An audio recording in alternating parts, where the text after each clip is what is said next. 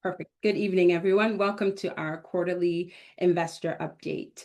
So just to give you a quick recap, we acquired Grove Parkview in March of 2025. And so the thesis behind that acquisition that we did is that we saw great property in Gwinnett County with a really solid school district and an opportunity really to improve on the value add.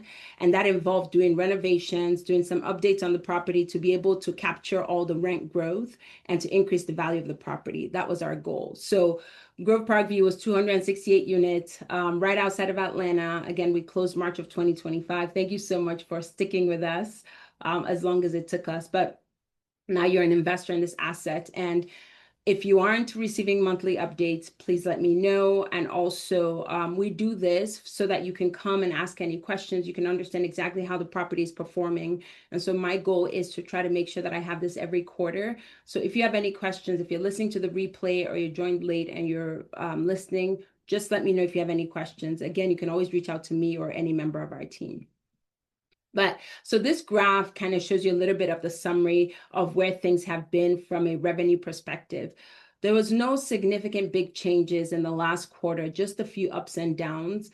But I want to remind you, we took over the asset in March and we had to change property management team maybe 2 months later, May. And what happened was the old property management team that we had, they got acquired by a bigger team. And that bigger team kind of absorbed a lot of smaller companies and they just weren't performing well. So the truth is we had to get rid of them. And we transitioned to Fortis management. And since then, we have seen a significant difference in how the property is managed, really from a positive standpoint, especially on the expense side. You know, our big focus was expense management, like I just said. And I'm going to talk a little bit about that and you'll see a little bit more about that in detail, but you'll see that within the kind of next few months and then as we go into the year. This year, next year. But one of the key things that we're implementing in the next coming months is that we're actually decreasing the office staff at Grove Parkview. At there, we have multiple leasing agents and at least we had, but one of our leasing agents at Grove is actually getting promoted to become a manager in one of our other assets. So we're using, a kind of sharing staff among properties as we acquire more in the area. But what that's going to do is going to significantly decrease that expense item. And it's also going to increase cash flow that we're getting on the property. So this is actually a really big win for us. But our focus since we transitioned to our new property management team company, and we've actually really, really loved them, was one of the things we told them is to, eliminate whatever delinquency that we had to make sure that we try to drive occupancy. And we want occupancy to be around 95%. That is our goal. Occupancy on this property, the trend has been anywhere from 90 to 93. It's kind of hovered around there, but we really want it to be at 95. So our goal in everything that we're doing is to try to push occupancy to get to that 95% mark. So for the financial, and again, stop me if you have any questions or just put the questions in the chat and I'll get to it at the end. I want it to be an opportunity for anyone to ask questions. So financial summary for Q4, we truly had consistent revenue and our expenses kind of normalized. And again, I just told you we're going to see expenses getting better as the quarters progress in 2026. But what we've seen is truly an improved return on investment trend, which is exactly what we want to see. We have seen our net operating income increase as we are executing our business plan.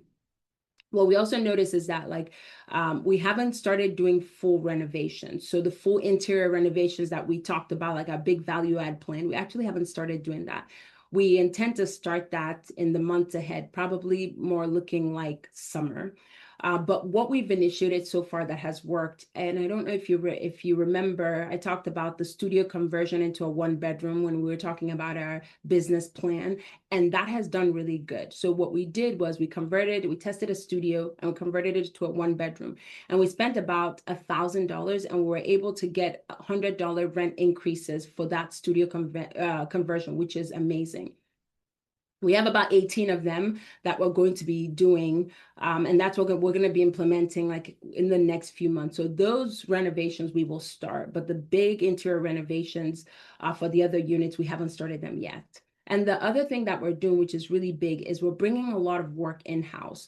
So a lot of work that we're doing on the property, we really want to start bringing it in-house. That means we want our people to be doing the work instead of contracting it. So as we start buying properties in the area, right, this is going to save us on expenses. And we have two properties in Covington, Conyers area, right? So the more we start doing that, really, the goal is to start really decreasing expenses. So we are hiring team members now who have specific skill set that can cross-pollinate across all our properties. That's one big thing as we think about hiring any new team members. So the idea is that instead of hiring, third-party contractors to do the work at a significantly higher rate, we're doing them in-house for much cheaper. So like for instance, right, painting is huge.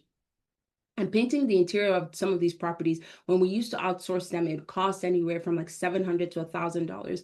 But when we have a team member doing it, right, we pay them $200 and then they get a bonus on top of that. So it's significantly cheaper for us. And as we acquire more properties, just think about the cost saving that's going to be on us. This is very exciting. And of course, it trickles down to you guys, our investors. So that's why this is very exciting for us. Landscaping is done. The dog park is in the process of being completed. The car wash is also getting upgraded. So all the things that we said we were going to do, we've slowly started integrating and started adding value back into the property. My goal is that the next presentation, I'm going to have a ton of pictures so that you can see the exterior of the property. So all the curb appeal, all the work that has been done, and also take a look at what those conversions look like. But if you're looking at your monthly updates, they should all be in there, but I'll collate them together and add them to our next quarterly presentation. So again, right, as you can see the occupancy trend, our goal, as I told you, I want to be closer to 95%. We as a team want to be there.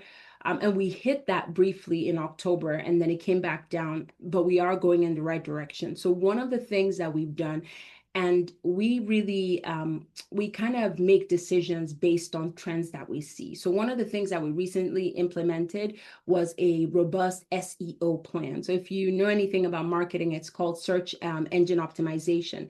So we're bringing in the CEO as the SEO as part of our marketing with Rent Vision. So and Rent Vision is a platform that we use for marketing.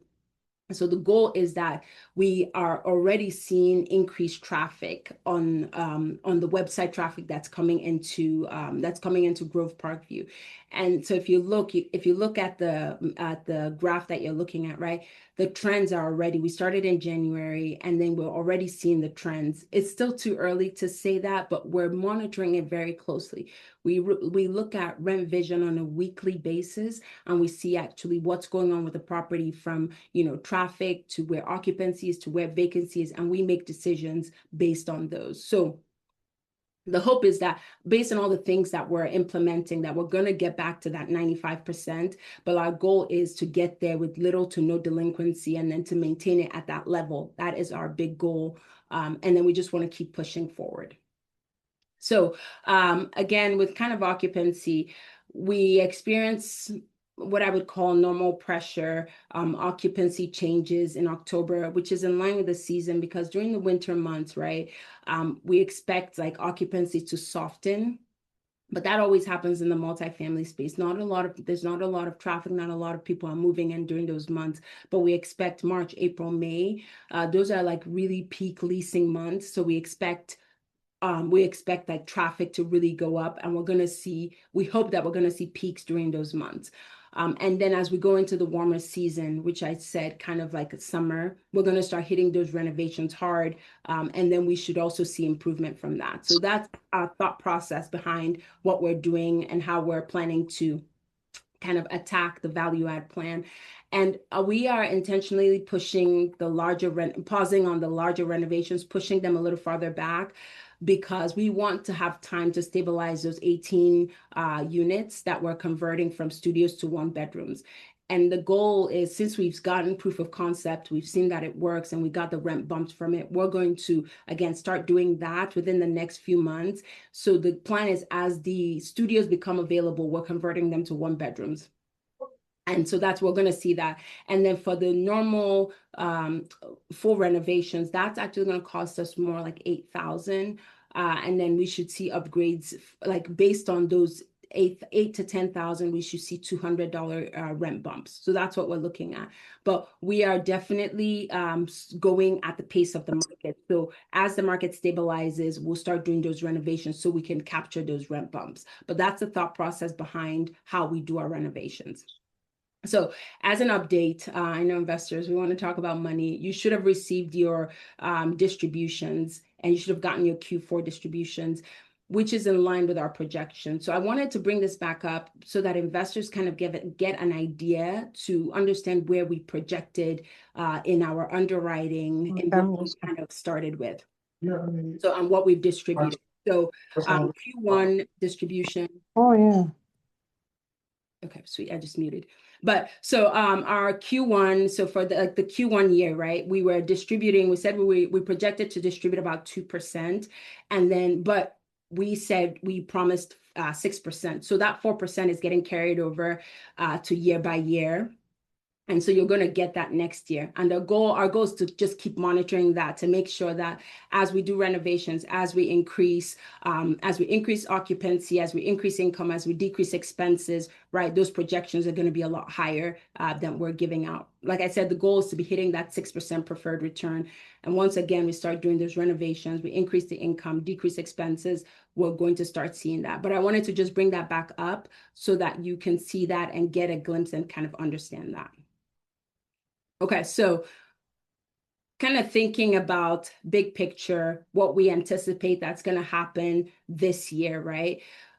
Based on the market, we're going to see a little bit of softening in 2026. But as we move towards the end, we should start seeing a lot more rent growth. We're going to start seeing a lot more rental demand because Atlanta is just one of those markets that the absorption is close to 1. So and that means that like as new units were coming up, they were already being absorbed in the market. So we already see that happening. So that softening is almost ending, and we expect really rent growth to peak and to really take off mid-year towards the end of the year. So our big goal, especially with the property management team that we changed, and we absolutely love our new property management team, but our big goal is really to just operate the property really well, to decrease the expenses, like I told you, with cutting staff and really moving them, so empowering them to another one of our properties.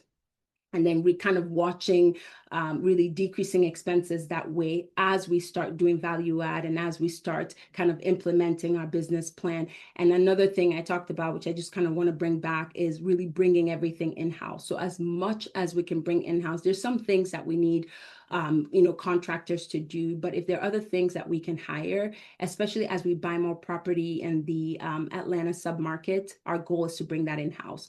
So that's where we're thinking. And on a property like this, right, if we can get the expense number down significantly, it's going to make a significant difference, kind of as we think about the asset on a whole. And our goal is to hold it, do value add, improve it, and then just start harvesting some of those returns. And then once the market stabilizes, we're going to start seeing all those rent bumps, the increasing rent growth, and that's going to just help us increase, especially from the preferred return standpoint and what's coming into the property. Remember, we're always thinking about our net operating income. So at the end of the day, and the goal is net operating income is income minus expense. So if we can increase income, decrease expense, that number at the end, our bottom line is a lot larger. So that's our goal for 2026. So as we wrap up, if you haven't gotten one of our emails, we have another investment opportunity, which is Park at Arlington, and that is in the Covington area. And we're planning to close out within the next 2 to 3 weeks. We are on track to get that closed. But if you are interested in investing, feel free to reach out to me. Feel free to reach out to another member of our team, and we'll be able to kind of walk you through, again, our investment thesis behind that property and hopefully get you included in it. So I'm going to open it up for questions right now. My goal for these quarterly updates is for it to be packed with information, but also short, because I'm very respectful of your time. So if you missed it, or if you have questions in between, please feel free to reach out to me. So I'm going to pause right now and say, number one, thank you. But also, if you have any questions, please just feel free to unmute yourself and shout it out. Hi, everyone.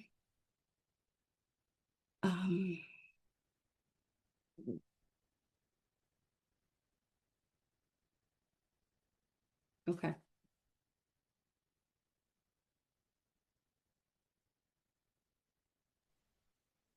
And it's okay if you don't have any questions. That just means I was really thorough. Yeah, I guess I just want to say, yeah, I don't necessarily have a question, but yeah, just thank you for the information. You always keep us up to date with monthly newsletters. So, appreciate that and the transparency around all of this. Anytime, Dr. Young. Always glad to have you on the call. Thank you. Okay, well, if we don't have any other questions, again, I'm accessible, phone, email, text, whatever it is. So if you have any questions, again, feel free to reach out. But I will send this recording out for, I know everyone is busy. For those who were not able to attend, I'll send the recording out. And then again, I'll put our contact information if you have any questions. But on that note, everyone have a wonderful evening.